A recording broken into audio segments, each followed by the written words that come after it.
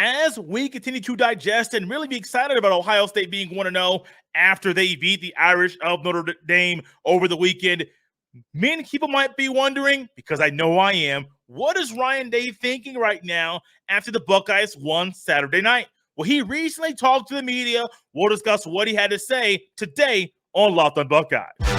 You are Locked on Buckeyes, your daily podcast on the Ohio State Buckeyes. Part of the Locked On Podcast Network, your team every day.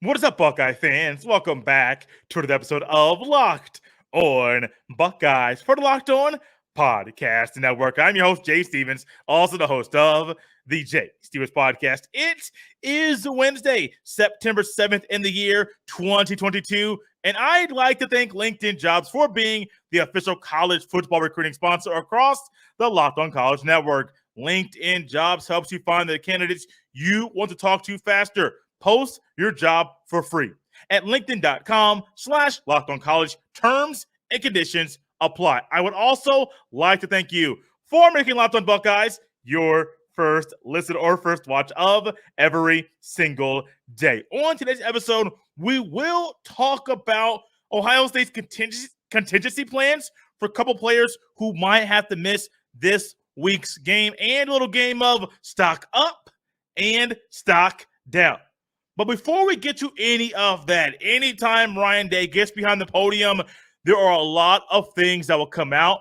Sometimes it's a lot of coach speak, says a lot without saying anything at all. But then there are moments like we got just a day ago where Ryan Day gives you information that you want to hear. Ryan Day, in one of his first questions, the first comments he had to say about the game over the weekend, he talked about the Ohio State defense. And let me just tell you, I know I kind of talked about this just a day ago, but this defensive performance was one of those things where it's like, wow, we didn't witness this last year.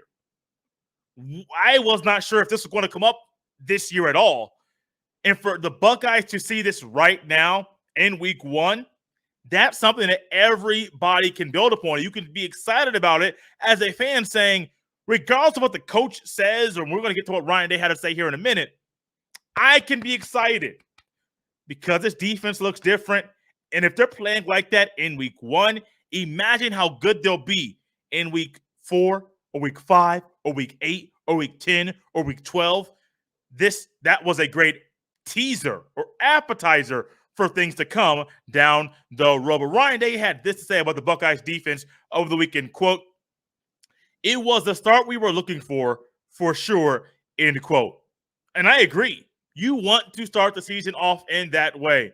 And he even said that after watching the film, that was something that was very big to him. Quote, "Watching the film, they played really hard, really fast, really decisive," end quote. Were those things that you think Ryan Day would have said about the Buckeyes defense last year? I don't. I didn't say that. Not those words all at one time. They may have been playing hard, but decisive and fast, not all at once. Ryan Day also said about the Buckeye defense, quote, "I think you're going to see more depth played moving forward," end quote. Now, I really hope this isn't just about the next couple games. I don't think the Buckeyes need to go any further with the depth chart. I think playing the 3 linebackers they played was good. You could even cut it down to just 2 in Chambers and Eichenberg, and it would be just fine. The 5 DBs, you only play 2 corners. Nothing wrong with that. Shorten that D-line rotation, and I'll be happy. Now, in a game against Arkansas State this coming weekend, you're going to play more guys, and Ryan Day talked about that, talked about how you're going to play more guys. There will be more plays, defensive plays. So not only do you want to just rest the guys, but you also want to get some younger guys and other guys that are lower in the depth chart some play. And this is a great time for that to happen.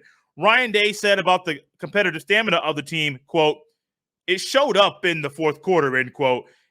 And Ryan Day also just really discussed some other things about the team, quote, "That doesn't mean anything for this week," end quote. Another statement is, quote, "You have to bring it every single week," end quote. And I mean, that's great. The competitive stamina, the competitive juices were flowing in the fourth quarter.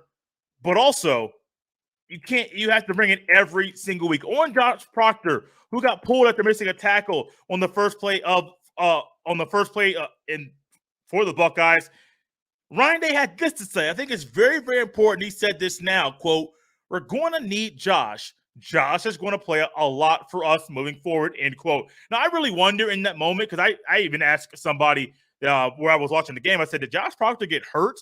Because I get like Lathan Ransom came in, but I hadn't seen Proctor in quite a long time. But Ransom had a great offseason. He rehabbed very well, did a lot of things great with Mickey Mariotti. And so I really think that Ransom was one that has moved up that depth chart. But I was not expecting Proctor to come off the field for as long as he did in that game. Ryan Day said this to say about Paris Johnson Jr. He says he graded out as a champion and was a good part of the Buckeyes' improved play in the fourth quarter. You think about going up against a future first-round pick, Isaiah Foskey, all eyes are on you, buddy. Like, literally, all eyes are on you. And if you are not up to par, if you don't do your job, whoo, man, it's going to be hard for your team to be successful. Paris Johnson Jr. did a phenomenal job. Even as I went back and rewatched the game, he did a phenomenal job in that one. Stroud to Mike Williams on third down, big third down reception, completion. Ryan Day says that's one of the he discussed and kind of highlighted how that was one of the better throws. And it's just amazing and how happy and proud he was of Stroud in that moment. There were a couple players that were injured in this game. One of them being Jackson Smith-Njigba, who Ryan Day touched on here, but we'll say that for the very next segment, had a hamstring injury. He got hurt. Luke Whippler, after the game, was seen wearing a walking boot. What are the Buckeyes' contingency plans for these two players? We'll discuss those next right here on Locked on Buckeyes. As you gear up for fall, you need the right people on your team to help your small business fire on all cylinders. LinkedIn Jobs is here to make it easier to find the people you want to talk to faster and for free. Create a free job posted minutes on LinkedIn Jobs to reach your network and beyond to the world's largest professional network of over 810 million people. Then add your job in the purple hashtag hiring frame to your LinkedIn profile to spread the word that you're hiring so your network can help you find the right people to hire. Simple tools like screening questions make it easy to focus on candidates with just the right skills and experience so you can quickly prioritize who you'd like to interview and hire. It's why small businesses rate LinkedIn Jobs #1 in delivering quality hires versus leading competitors. LinkedIn Jobs helps you find the candidates you want to talk to faster. Did you know every week nearly 40 million job seekers visit LinkedIn? Post your job for free at linkedin.com/LockedOnCollege. That's linkedin.com/LockedOnCollege to post your job for free. Terms and conditions apply. I have a challenge for you, Ohio State fans, and I think you are the perfect bunch to accomplish said challenge. We would love, those of us here at Locked on Buckeyes, would love to be at 2,000 subscriptions before the Buckeyes play the Wisconsin Badgers, as I get my calendar out, during week 4 of the Buckeye football season, which is on September 24th. Now, you might say, Jay, that's a goal.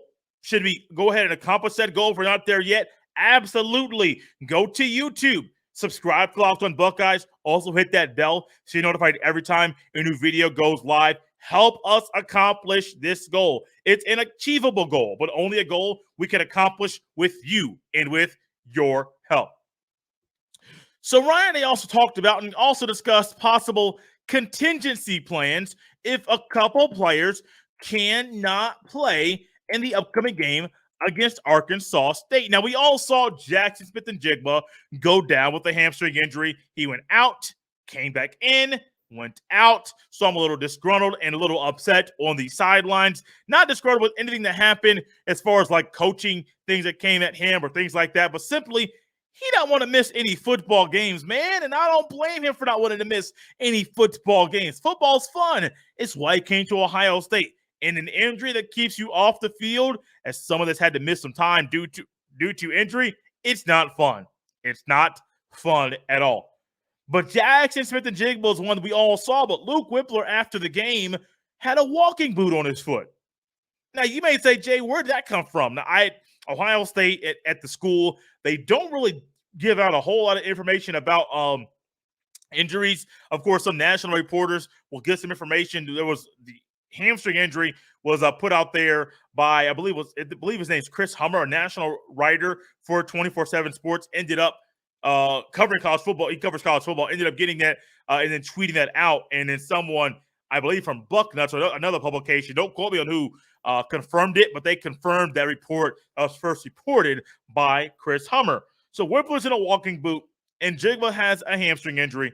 Ryan Day said, "We will not bring him back if there's any risk of him getting hurt for the future." That's a great way to protect a player who could be a potential first-round pick. That's also a great way to protect a player that you might need down the road. So you want to make sure he's healthy before coming back. It's the luxury of playing a couple teams you should obliterate over the next couple weeks. The Buckeyes are 43.5-point favorites over Arkansas State. I believe the Red Wolves. I believe that's their mascot. But what will Ohio State do if these players cannot go? Now, for the receivers, a little bit easy. We saw it over the weekend. Xavier Johnson's going to step up. Marvin Harrison Jr. is going to step up. Emeka Egbuka is going to step up. Jaden Ballard is going to step up. Now, this is all stuff that I saw in an article that was discussing what Ryan Day had to say. What's up with Julian Fleming? And this would be a good time for G. Scott Jr. to still be a receiver because he can step up in this moment as well. I understand why Scott Jr. switched to tight end last year. I honestly think it was a good decision for him. We also discussed why it would take a year or two for him to get to be where he wanted to be at tight end to potentially be the starter for the Buckeyes. And so that's one thing there. But how hurt is Julian Fleming? I get he was an anytime decision. He even went through a few warm-ups. Then you later saw Emeka Egbuka was the starting receiver, had 9 catches, I believe, for 90 yards over the weekend as well, was just doing his thing up and down the field against the Fighting Irish. Those are 2 players that I would think. Now, Scott Jr. cannot be there due to a position change, and he's not nowhere close to being a better receiver right now. I mean, being a heavier version of himself than the other guys that I listed. But Julian Fleming would be someone you would think would be up there. I'll put him there, but I really wonder, where is he at in his recovery from his shoulder popping out of socket? Where's he at? Because personally, I kind of wonder if that's what's holding him back right now from being on the field. Now, shoulder popped out of socket during a scrimmage a few weeks ago that the Buckeyes had on a Saturday. He ended up popping it back in the socket himself, scored 2 touchdowns after that in that same scrimmage. But still, man, where is he? How healthy is he? Is he going to play a bigger role? Will he get a start this weekend? I think Fleming and Egbuka are 2 guys that are going to be maybe being rotated back and forth, saying one's going to start, one's not going to start. But I do expect Xavier Johnson, Jaden Ballard, Marvin Harrison Jr., Egbuka, and Fleming to play a bigger role in Njigba being off the field. Now, when it comes to Njigba being off the field, I think this is an easy starting lineup. If everybody's healthy except for Njigba, your outside receivers are Fleming and Harrison Jr., your inside slot is Emeka Egbuka. Let's ride with that unit right there. Like, I'm perfectly fine with that. I think Egbuka is one of those guys, and when John Garcia Jr. Comes back on the show, we'll be able to discuss more about the versatility. We talk about the versatility that Ohio State and Brian Hartline want in their receivers and actually in players overall. Egbuka being able to play outside and inside is perfect for situations when a receiver who is playing the inside gets hurt. He can slide right down there and continue to destroy the opposition. But also Luke Whippler. This one's a little bit different because you're dealing with the center. It's a very specific position there. But Ryan Day ended up talking about Luke Whippler. He said it's not a long-term injury. But he also gave us a few little nuggets as far as who might replace Whippler as the starting center if he has to miss a game. Ryan Day says either Matt Jones or Jacob James would play center for Ohio State if Whippler was out for a game. If Jones moved to center, Enoch Vamahi would play at guard. I actually got to say really quickly, that is the first time I said Vamahi's name. That makes it twice without stuttering or slowing down to try to get those syllables correct with Vamahi. Normally a boy is one that struggles with that name because I'm rolling and discussing and things are flowing so well, sometimes so smoothly. Then all of a sudden it's Vamahi. But I look at it and in my brain it's, whoa, I can't get that one correct. But I can. Just took a little bit more practice than say Tui Malowau or Ui Ungalale. With there being Mateo Ui Ungalale, who might be at Ohio State, I got to get that incorrectly because I do believe there'll be a Tui Malowau and Ui Ungalale at Ohio State in the near future. But this was very interesting to me because when Matt Jones came off the field over the weekend, Enoch Vamahi was the one who replaced him at right guard. Some might say Josh Fryer was the sixth lineman or sixth offensive lineman at Ohio State. But at that time, I believe Fryer had a number 41 jersey on, not a lineman jersey, and it might take a little bit longer to take that jersey off because those jerseys are just pretty tight. Not just tight, they're pretty tight. So you bring in Vamahi, who still might be that replacement at guard, and then Matt Jones comes over, which might be perfect because when Vamahi came in, the Buckeyes scored a rushing touchdown with Mayan Williams. Then the next thing you know, Matt Jones comes back in. Now Matt Jones moves over, Vamahi plays guard. Your boy is happy with that. It makes a lot of sense to make that move. We haven't seen much of any other. We haven't had a shot to see any other old linemen play because, well, the Buckeyes have decided they're not going to play all the guys like they have previously. I like it. Well, they didn't do that last road offense either, but still, I like it. I like it a lot. I think that unit, if Whippler has to miss some time, it's not a long-term injury, but if he has to miss some time, move Jones over to center, Vamahi into guard, from off the bench. We're good. We're golden. Let's roll with that. If Njigba has to miss a game, either Arkansas State, Toledo, or Wisconsin, or anybody else after that, Egbuka goes to slot, Harrison Jr., Fleming on the outside. If Fleming is still hurt, give me Jaden Ballard or Xavier Johnson, probably more so Jaden Ballard, to roll with that down the road. Trying something new that I have never done here on the podcast. This is my third year covering Ohio State right here on Locked on Buckeyes. I've never done a stock up or a stock down, but this seems like the perfect time to start a new trend, especially with the Buckeyes playing one game so far. Stock up, stock down.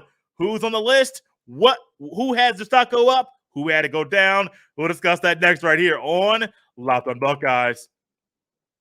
Ohio State football fans have been acquainted with the Big Noon Kickoff pregame show that Fox has in Fox's Big Noon Saturday, where they highlight and broadcast their biggest game of the week. Where our new sponsor, Home Field, has their Big New Saturday promotion, and Ohio State is in the mix. Home Field is a premium collegiate apparel brand out of Indianapolis that makes incredibly comfortable, officially licensed apparel with vintage college designs. This shirt that I'm wearing right now, I'm going to stand up for you quickly. We'll fight to the end with Brutus in the middle. It's right from Home Field. Very comfortable, very, very soft. Fits exactly how you want it to fit, and you will love how you can save money with Home Field as well. Home Field, they dig through the archives and history of your school to find unique logos, mascots, and moments to make thoughtful designs for your school. Go to homefieldapparel.com and use that friendly promo code Locked on Buckeyes. That is correct. The name of the podcast is also what you use when you type into the promo code section to save 15% at checkout. Once again, go to homefieldapparel.com. Use that friendly and easy promo code to remember, Locked on Buckeyes, to save 15% whenever you go to Home Field Apparel and pick up your Buckeye gear. Stock up, stock down. Who had their stock go up? Who had it go down after the Buckeyes beat the Irish over the weekend? We got 3 for stock up, 2 for stock down. Trying not to be too negative, especially after a win over the number 5 team in the land. But here we go. The Ohio State defense had their stock go up, but I think everybody, if they're compiling stock up, stock down, they will say the defense, their stock went up. We talked about it yesterday. You heard the shows leading up to game number 1, especially myself and Jeff Hunt last Friday. The defense was not up to par last year. Like, I'm not going to try to sugarcoat anything or say anything at all. That was one of the biggest question marks. I don't care if you have a new D coordinator. I don't care if you even have a better offseason program. It takes players, a better strength and conditioning program in the offseason. It takes players to buy in. It takes players to do their job. And it takes players to improve. The Buckeyes did just that over the weekend. Ohio State defense gets a stock up from me. Stock up on Jim Knowles. Now, we all know, we all saw many of us watched Oklahoma State a little bit last year, even in the offseason, watched a few of the clips from the games. We saw the variations and the wrinkles that they had when they played the football. But I don't think anybody could have thought that in the first game, Jim Knowles coaches at Ohio State, new defensive players he's coaching. Of course, he brought over he did bring him over, but Tanner McAllister transferred from Oklahoma State. So many people saw, ooh, yeah, Jim Knowles, we're going to like this. We're really going to like this. He's going to bring some wrinkles. He's a real D coordinator. I don't believe anybody in their right mind could have thought Ohio State's defense would have performed in that way against a very physical defense at Notre Dame, offense at Notre Dame, who wants to run the ball, who wants to go right at you, who has pros on their O-line, future pros, that is. Nobody, I don't believe, would have thought in their right mind the Buckeyes defense would have showed up instantly on the first drive of the game, from Mike Hall getting into the backfield, Eichenberg getting sacks early in the game, Steel Chambers getting a big tackle on the first drive of the game, big third down stop in space, flying around and tackling people. Jim Knowles, buddy. You get a stock up. And people tell me I'm a pretty tough grader, but that one's pretty easy. Stock up. A stock up of Mike Hall, a guy who only played 4 games last year, redshirter for the Buckeyes. Also somebody that I don't think any people had on their radar to start for the Buckeyes in game 1 a few weeks ago, maybe even a couple weeks ago. Now, coming into Ohio State, I remember last year, people in the DMs on the Twitter, oh yeah, go ahead and follow me at JSteven07. People were discussing Mike Hall and saying, man, he needs to get on the field, man. Like, these guys aren't better than him. He needs to get on the field. And I'm like, y'all, he's a freshman. Like, chill. Like, just wait. When it's his time, he'll show you why he needs to be on the field. Maybe they were right. Maybe they saw something last year that I just didn't see, because Mike Hall, first shot at playing in college as a starter, top 5 matchup in prime time, in the shoe, 106,000 people, loud and crazy fans, in front of the 0-2 national championship winning team at Ohio State. He showed up early and often, and he did his thing. Mike Hall, stock up. Now, Ryan Day said a little bit about Josh Proctor and how he's going to play a lot of football. We're going to need him down the road, but I got to go quick stock down. Stock down on Josh Proctor, because for you to be taken off the field after missing 1 tackle early in the game, that means a couple things. One, kind of shows me how the coach think about you. But then 2, you were not definitively the better player at your position in the offseason when Lathan Ransom comes in and doesn't come off the field the rest of the game. I am high on Josh Proctor. I think Proctor's a good player. I think he's ranked. I think he's the kind of guy you want on this team. He is a leader. He's a phenomenal football player. But I really, really question what happened in the offseason if on the first series he goes off the field, doesn't come back in, when all of a sudden and Ransom comes in, who broke his leg last year on New Year's Day, might I remind you. And Ransom played a phenomenal game in here. I asked somebody, I think I mentioned this recently, did Proctor get hurt? No. Maybe Ransom's better. The youth movement at Ohio State we talked about in the offseason. It's alive, it's well, and it's real. These youngsters can ball. Stock down on Josh Proctor. And last but not least, stock down on the Buckeye offense. I could highlight this mainly on the O-line, but really the Buckeye offense. If you look at Stroud, 24 for 34, I think he had over 200 passing yards, maybe 233 to be exact, 2 touchdowns, 10 incompletions. Now, some of those were bad throws, but we had drop passes.